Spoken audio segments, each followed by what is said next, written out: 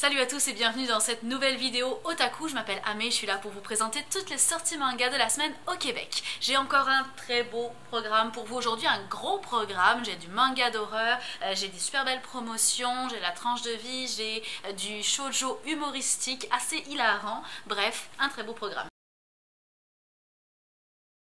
Alors sans plus attendre, commençons. Je vais commencer par les promotions, ça fait toujours plaisir d'avoir des mangas pas chers. Mes promotions en fait c'est la réédition du début des 3 premiers tomes de 2 séries différentes, Le Bateau Thésée et Peleliu, qui sont 2 séries de l'éditeur Vega. L'éditeur vient de se faire racheter par Dupuis, qui est une grosse maison d'édition spécialisée en BD. Et donc à cette occasion, ils ressortent certains de leurs titres avec une couverture un peu différente. Alors pour commencer, Le Bateau Thésée, pour ceux qui ont vu la précédente version, on avait un cover qui était plutôt mat, on va dire. Là on est plus sur un cover brillant, un petit peu assez traditionnel de ce qu'on retrouve d'habitude dans le manga. Alors Le Bateau de Thésée, c'est un thriller psychologique en 10 volumes.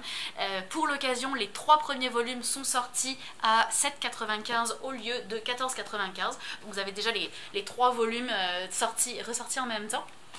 Dans Le Bateau de Thésée, notre héros est le fils d'un criminel. Son père a été reconnu coupable de mort par empoisonnement des 24 élèves dont il était le professeur.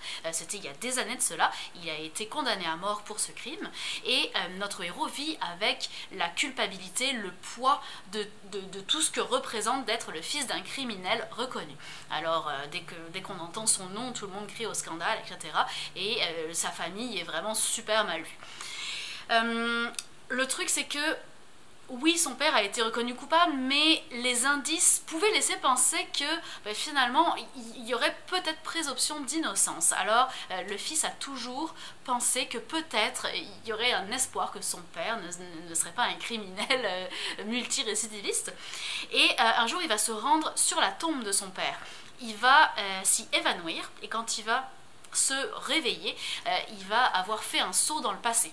Il va être revenu dans son enfance, l'année où le multiple meurtre a été commis par son père, quelques mois avant ce meurtre, et donc il est dans son corps d'enfant, mais il a encore tous ses souvenirs d'adulte et son cerveau d'adulte, et il va donc comprendre que peut-être il pourrait, par cet événement, prouver l'innocence de son père. Ou au moins, même si son père est coupable, juste comprendre ce qui s'est passé et faire la paix avec lui-même. Alors je vous montre un petit peu les images, on est sur un dessin très très réaliste. C'est très bien dessiné mais c'est très cru aussi. Il n'y a pas d'artifice si vous voulez, on est vraiment à fond dans l'histoire et à fond dans le développement psychologique de notre personnage. C'est un thriller qui est vraiment bien fait avec un scénario énigmatique sous forme de puzzle avec beaucoup de ramifications qui finalement nous forment un tout vraiment cohérent à la fin. Comme vous voyez, pas vraiment de surprise dans le graphisme, c'est assez simple, comme je disais c'est épuré, on va à l'essentiel parce que ce qui est important là c'est vraiment le scénario. Donc si vous aimez le policier, le psychologique, vraiment vous allez adorer Le Bateau de Thésée et avec les 3 premiers volumes à moitié prix c'est quand même plutôt cool. Ma deuxième promotion du jour, c'est Peleliu, Guernica of Paradise. Même chose, vous avez le tome 1, le tome 2 et le tome 3 qui sont sortis en même temps, qui sont également à 7,95 au lieu de 14,95. Peleliu est un manga assez choquant. Avec un style très différent de ce que je viens de présenter avant. Je vais vous montrer également les images, vous allez voir que au niveau du dessin c'est très très figuratif, c'est très un peu comique dans le style. Peleliu se passe en 1944, à la fin de la guerre du Pacifique, et on suit un bataillon de soldats japonais qui est envoyé là-bas pour une bataille spécifique. Ils vont rapidement se rendre compte que ceci est un formidable guet-apens, qui ne sont pas du tout là pour la gloire du Japon, mais qui sont devenus de la chair à canon littéralement. Et le combat va s'embourber finalement. Et tout est raconté du point de vue de l'un des soldats, qui est notre personnage principal, qui est donc ce petit soldat qui a l'air tout mignon ici, mais malgré le côté très mignon et très figuratif du dessin, c'est hyper cru. L'événement choquant du début de ce manga, c'est le jour où le supérieur de notre héros va lui demander d'écrire sa propre lettre pour annoncer son propre décès à sa famille, mais encore du temps de son vivant. C'est là qu'il comprend qu'il y a quelque chose qui ne marche pas dans l'affaire et que probablement ils ne sont pas tout à fait là pour la gloire de la nation. Alors c'est un manga très réactionnaire, très anti-guerre, avec, comme je disais, un dessin qui est très léger, qui va venir alléger le propos qui est extrêmement lourd et donc un manga quand même plutôt sérieux, hein, on va dire. On n'a pas souvent envie de rire malgré la tête des personnages qui sont très stylisés. Donc si vous aimez tout ce qui est manga historique ou que vous êtes passionné de tout ce qui concerne la Seconde Guerre mondiale, c'est vraiment un excellent manga très bien documenté. Donc c'est Peleliu, Guernica of Paradise. Et je passe à un auteur que j'aime vraiment beaucoup, c'est Tomino la Maudite de Suehiro Maruo. Alors Suehiro Maruo, c'est un auteur emblématique du Gekiga, c'est le maître de l'Eroguro, donc le érotique grotesque, qui verse dans l'horreur, avec un côté psychologique des personnages très développé et souvent dans l'ultra gore finalement. Son but c'est de choquer pour déclencher des questionnements auprès de son lecteur. Alors dans Tomino la Maudite, on est un petit peu moins dans l'aspect choquant que ce qu'on trouve d'habitude, quoique ça se passe dans les années 20, il y a un style très années folles, hein, vous voyez le cover est vraiment super beau. Ça se passe dans les années 20-30 au Japon et on suit deux jumeaux qui sont des siamois qui ont été séparés à la naissance. Alors ils étaient reliés par une partie de leur ventre, puis là ils sont comme coupés, séparés physiquement à la naissance, mais ils sont reliés psychologiquement l'un à l'autre.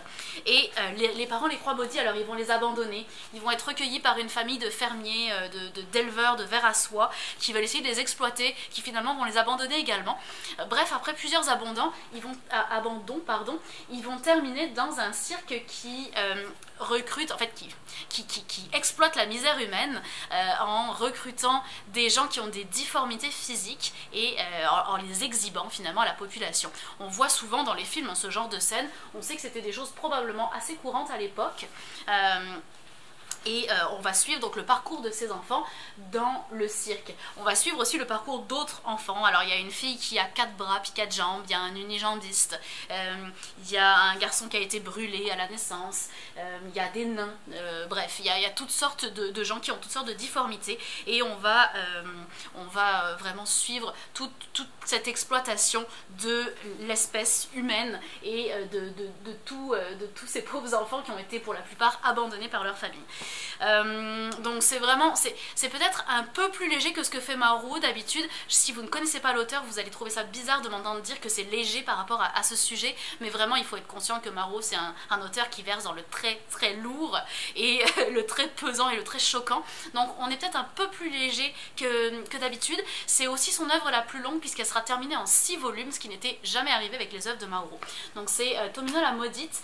Vous avez une super belle édition hardcover aux éditions Casterman et non pas aux éditions Lézard Noir comme on a l'habitude, mais encore et toujours un chef-d'œuvre.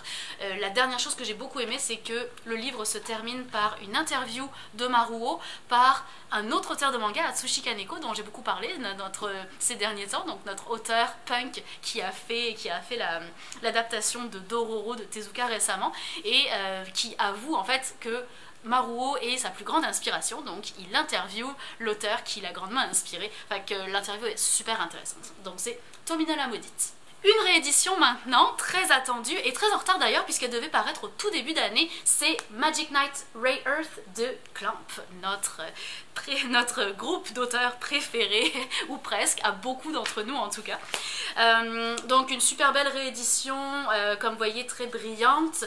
Donc une très belle édition, hein, tout en brillant sur Magic Knight Ray Earth, qui est similaire au travail qui a été fait sur Sakura Card Captor, sur Chobits ces derniers temps, donc pour fêter les 20 ans de l'éditeur.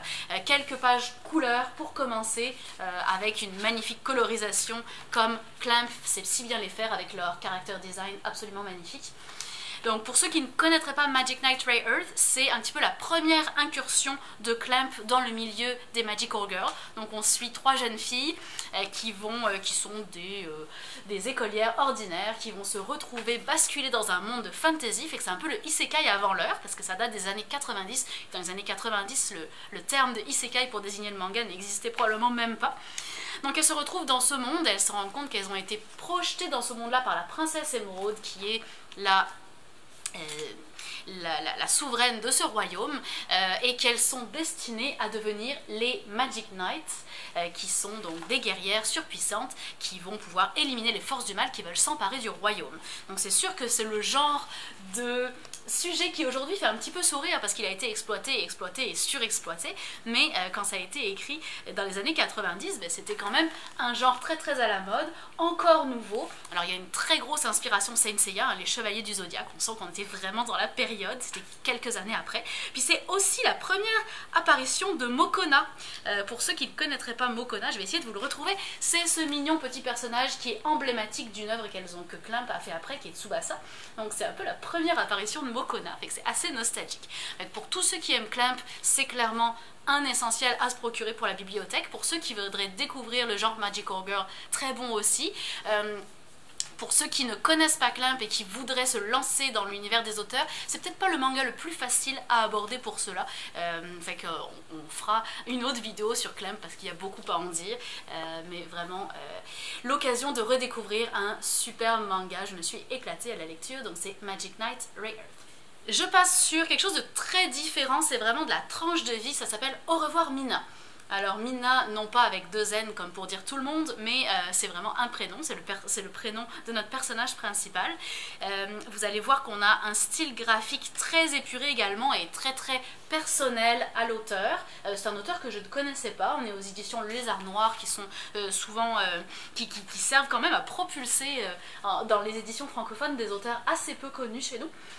Vous voyez que le design est très particulier, avec des membres qui sont assez démesurés. C'est presque comme si on amplifiait certaines parties des corps de personnages en fonction de ce qu'on veut dire lors du moment présent, à chaque case finalement, puisque toutes les proportions changent tout le temps. Alors Au revoir Mina, c'est l'histoire d'une jeune fille qui travaille dans un combini, donc un dépanneur. Puis un soir elle se fait cruiser par son patron qui l'invite au cinéma. Et elle va refuser poliment, mais malheureusement ce refus lui vaut d'être renvoyée. Puis le soir même, en rentrant chez elle, elle se fait agresser par un gars comme dans le noir, parce qu'elle rentre comme super tard chez eux. Bref, la journée, probablement la journée la pire de sa vie, ou presque. Et puis elle va être un petit peu sauvée de cette agression au dernier moment par un de ses collègues de travail. Et finalement, on va s'apercevoir que toutes les rencontres que fait cette jeune fille paraissent banales sur le moment, mais auront une influence sur sa vie future et sur le cours que va prendre sa vie. Donc c'est un petit peu une réflexion sur la psychologie humaine encore, sur le hasard, sur la vie en général, pour dire, regardez, faites attention à votre quotidien parce que peut-être que c'est les petits événements du quotidien qui vont forger, et c'est même pas peut-être, c'est sûr que tous ces éléments petits du quotidien vont forger votre vie et vont lui faire prendre une direction ou une autre. Donc c'est vraiment très sympa et très rafraîchissant à lire, puis c'est pas fait sur un ton moralisateur, c'est très léger en fait. Donc c'est Au revoir Mina. J'ai ici également un livre pour enfants que j'ai beaucoup apprécié, ça s'appelle Akari a des étoiles plein les yeux. Puis c'est très cool parce que c'est fait pour apprendre des mots japonais aux enfants. Alors c'est l'histoire de Akari puis son frère qui partent en vacances dans la maison de campagne de leurs grands-parents. Et puis là, c'est la vie à la campagne, entre aller voir des feux d'artifice le soir ou partir en forêt chasser les insectes la journée. Donc c'est un livre illustré vraiment comme ça pour les enfants avec très peu de texte comme vous pouvez le voir ici, mais ce que je trouve intéressant c'est qu'on explore des aspects très particuliers de la culture japonaise qui paraissent probablement pour n'importe quel japonais très banal, mais qui pour nous apprennent aux enfants que toutes les courants culturels sont pas les mêmes partout. Alors par exemple, quand on parle de feu d'artifice, au lieu d'utiliser le mot feu d'artifice, on va utiliser le mot hanabi, qui veut dire feu d'artifice en japonais, puis on va expliquer en dessous ce que c'est le hanabi, puisqu'il représente pour les japonais. Ou par exemple, l'explication de ce que c'est le Shinkansen. J'ai beaucoup aimé ça, il y a un côté langage, un côté culturel, puis on suit la vie de cette petite fille qui est bien sympathique avec son petit chiot Shiba. Donc c'est Akari a des étoiles plein les yeux. J'y vais avec une suite d'un manga que vous connaissez tous, c'est Sword Art Online. Alors là c'est la suite de Sword Art Online Progressive, c'est l'arc 2 qui s'appelle Transient Barcarolle. Progressive, pour ceux qui seraient moins familiers avec cet arc là, c'est en fait, en tout cas du point de vue du manga, c'était la saison 1 de l'anime, donc Lanecrad, où on revenait à zéro, mais vu du point de vue de Asuna au lieu de Kirito. Donc là, dans cet arc 2, on reprend au 4e niveau du jeu, et c'est une version plus humoristique et un peu plus sexy que ce qu'on a d'habitude dans SAO. Donc il y a aussi évidemment le côté action, hein, bien sûr, il va y avoir du combat, il va y avoir du suspense, mais c'est un peu plus léger, c'est un peu plus humoristique et un peu plus sexy comme je viens de le dire.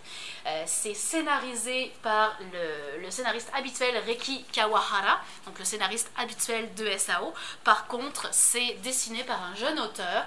Je trouve qu'au niveau du dessin, ça pêche un peu. Il y a des dessins qui sont pas super bien maîtrisés, des proportions pas terribles, des plans de caméra un peu fait à la va-vite, fait que j'ai pas trop apprécié au niveau du dessin. Au niveau du scénario, bah, c'est très fidèle à ce qu'on a d'habitude dans SAO, mais avec le côté plus léger, plus humoristique. Vous avez les 2 premiers volumes qui sont sortis à date. Donc je répète le titre, c'est Sword Art Online Progressive, arc 2, Transient Barcarolle. Le temps de dire le titre, je pense que j'ai passé la moitié de ma vidéo.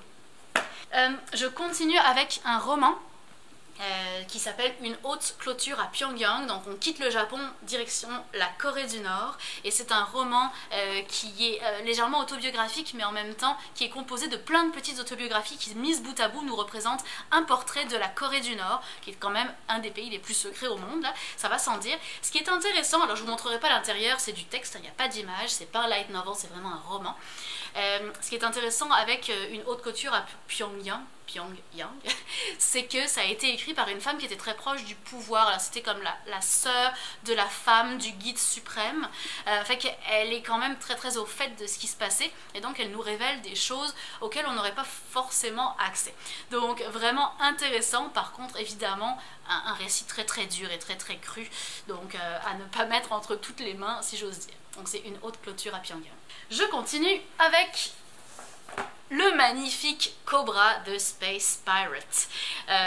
Donc une nouvelle aventure de Cobra. Cobra, on est souvent sur des one-shots. C'est aux éditions Isan Manga, qui se spécialise dans des trucs plutôt rétro. Alors Cobra, pour la petite histoire, c'est un manga qui date des années 70, mais qui avait vécu un deuxième vague de gloire dans les années 90, au moment où son auteur, Buichi Terasawa, excusez-moi, avait décidé de reprendre ses histoires, mais de façon tout en couleur et dessinée entièrement à l'ordinateur.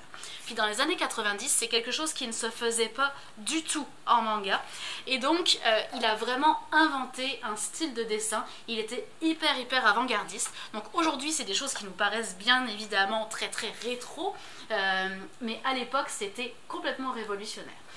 Donc Cobra, donc c'est un pirate de l'espace, un justicier, et il œuvre avec sa collaboratrice qui s'appelle Secret et qui l'aide à résoudre des enquêtes. Donc dans ce volet qui s'appelle Blue Rose, comme vous le voyez ici, on va suivre Cobra et Secret qui sont à la recherche de pirates, de gangs en fait, de brigands qui sont eux-mêmes à la recherche d'un livre magique qui s'appelle le Blue Rose. Et c'est Secret qui va trouver ce livre au tout début de l'histoire, et qui va apprendre à ses dépens quels sont les pouvoirs du livre Blue Rose, et pourquoi est-ce que tout le monde se lâche.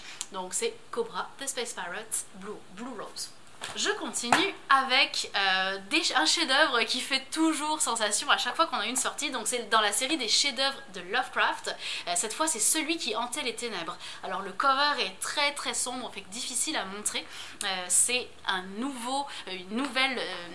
une nouvelle en fait, hein, une autre nouvelle de H.P. Lovecraft qui est adaptée en version manga par Go Tanabe, donc l'auteur habituel. Alors ce manga est un one-shot, il est composé de 2 histoires, 2 très courtes nouvelles qui sont Celui qui hantait les ténèbres et Daigon. Alors dans la première, Daigon, on suit un marin dont le bateau va faire naufrage et qui va se retrouver seul, perdu en mer, sur une petite barque. Voilà, comme ceci, j'adore ce plan, il est magnifique. Il va être perdu en mer pendant des jours et des jours, puis un jour, il va atterrir sur une île qui est jonchée de cadavres, et il va faire la rencontre d'une créature mythique qui semble être un dieu marin. Et il va faire les frais de cette rencontre fortuite. Donc comme toujours avec Lovecraft, on est à la frontière entre la sci-fi et l'horreur. entre une action futuriste et un environnement très passéiste. Enfin, que ça donne une touche assez exceptionnelle que j'adore. La deuxième histoire, c'est Celui qui hantait les ténèbres, où on va suivre un peintre qui a emménagé dans un nouveau studio qui surplombe toute la ville, puis il est très attiré par ce clocher. Alors ça c'est la deuxième c'est la deuxième image du livre, c'est quand même assez intense quand tu ouvres ça, surtout si tu lis ça à minuit le soir, tu fais comme le saut. Fait que là depuis sa fenêtre, il voit cette église là et il est très attiré par cette église et il aimerait ça rentrer, visiter, voir ce qui se passe. Puis un jour, donc il va se décider à quitter sa grotte d'artiste, puis à aller visiter l'église. Puis très difficile de trouver l'église en fait de façon très incongrue. Il semblerait que cette église ne veut pas recevoir de visiteurs. Il semblerait que plus on s'en approche et plus elle s'éloigne. Et quand enfin il va réussir à pénétrer dans l'église, eh bien je ne vous dis pas ce qu'il va y trouver, suspense. C'est donc un nouveau chef-d'œuvre de Lovecraft, c'est Celui qui hantait les ténèbres. J'ai ici un super petit livre très sympa, mais alors vraiment original, qui s'appelle Yahoo Japon. Yahoo en fait c'est le mot que les petites japonaises utilisent pour se saluer, c'est comme dire salut mais pour les petites filles si vous voulez, c'est très spécifique. Et Yahoo Japon, alors vous allez voir que le design est juste extraordinaire, c'est très figuratif, j'adore. Alors Yahoo Japon, ce sont des portraits de japonaises qui sont toutes plus exceptionnelles les unes que les autres, mais en même temps qui ne sont pas des femmes célèbres ou des femmes qui ont fait des choses extraordinaires, mais qui par leur parcours le deviennent. Alors chaque portrait commence par un réel portrait figuratif de la personne. Chaque portrait et chaque histoire va comporter une couleur différente. Ici on a la couleur verte, puis ici on va avoir le jaune. On va expliquer un petit peu pourquoi la vie de cette personne est extraordinaire, puis souvent ce sont des métiers qui sont un peu inconnus. Fait que par exemple on a une artificière hanabi, une peintre cervoliste, une artiste shindogu, une meunière soba, une restauratrice kintsugi. Bref, c'est que des métiers qui n'existent pas en Occident, fait que c'est super intéressant, fait qu'elle nous parle un petit peu de leur métier et de ce qui est spécifique. Puis ensuite chaque portrait va se terminer par deux mots japonais, deux objets qui représentent cette femme ou son métier. Fait que vraiment c'est un bonheur à lire, mais attention, c'est pas forcément une histoire, c'est plus un portrait de la vie courante. Moi j'ai adoré ça. Voilà tous les portraits dont on va parler dans Yahoo Japon. Voilà. Et pour terminer, mon dernier livre de la semaine, ça va être Sans expérience, qui est un shoujo humoristique. Alors c'est très spécial, ça fait penser un petit peu à mon histoire, pour ceux qui connaîtraient ce shoujo humoristique que moi j'adore. C'est par l'auteur de Cœur à Cœur, qui était plutôt josei, un peu plus adulte. Là aussi on est axé sur un public un peu plus mature qu'un shoujo habituel. Alors Sans expérience, c'est l'histoire de Kiyoshi, qui est un garçon extrêmement timide. Il n'a aucune expérience avec les filles, il n'a jamais eu de blonde, il n'a jamais pris la main d'une fille, il n'a jamais embrassé une fille. Alors il travaille en service à la clientèle, puis toutes ses clientes l'intimident énormément. Puis un jour, dans son dépanneur préféré, là où il va acheter son bento tous les jours, il croise la route de Sumi, cette mignonne petite jeune fille qui est à la caisse et dont il tombe immédiatement éperdument amoureux. C'est le coup de foudre total. Et en fait le problème c'est que il va complètement brûler les étapes et il va juste lui demander Sumi, est-ce que tu veux m'épouser, je suis juste complètement amoureux de toi. Puis elle va un peu tomber des nues, mais comme elle est aussi bizarre que lui, elle va lui répondre ben ouais, y a pas de problème. je vais t'épouser. Puis elle non plus a aucune expérience, rien, aucun chum. Fait qu'ils vont s'entendre sur le fait qu'elle va terminer ses études et qu'un an et quelques plus tard, ils vont se marier. Et entre temps, ils vont pas vraiment avoir de relation finalement parce qu'ils sont trop timides l'un comme l'autre. Alors le jour où le mariage arrive, ils se connaissent à peine et ils vont quand même emménager ensemble. Fait que ça va donner lieu à toutes sortes de situations quand même très quiproquesque, ça peut-tu se dire. C'est aussi très léger, c'est aussi très mignon parce qu'on s'entend qu'ils sont tous les deux aussi innocents l'un que l'autre. Ils rêvent tous les deux d'avoir une vie formidable, mais ils savent absolument pas comment s'y prendre. Ils sont tous les deux ben trop respectueux et ben trop gênés, fait que ça donne des situations vraiment cocasses. C'est très drôle, mais comme je disais, c'est réservé à un public quand même un peu plus mature. C'est moins innocent que ce qu'on trouve dans la plupart des shows. Fait que c'est Sans expérience. Merci beaucoup à tous d'avoir écouté cette vidéo aujourd'hui. N'hésitez pas à commenter, à liker, à aller vous abonner à notre chaîne YouTube pour plus de contenu manga. Et moi je vous dis à la semaine prochaine pour plus de nouveautés manga. Salut!